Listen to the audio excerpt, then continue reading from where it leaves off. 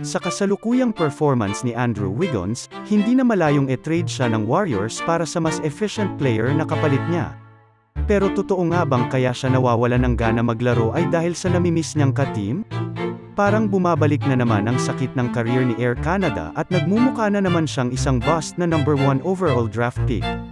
Sa kabila kasi ng expectation ng explosive season niya ngayon pagkatapos ng matagal na pahinga last season ay ang bagal ng start niya sa unang 8 laro ngayong 2023-24 season.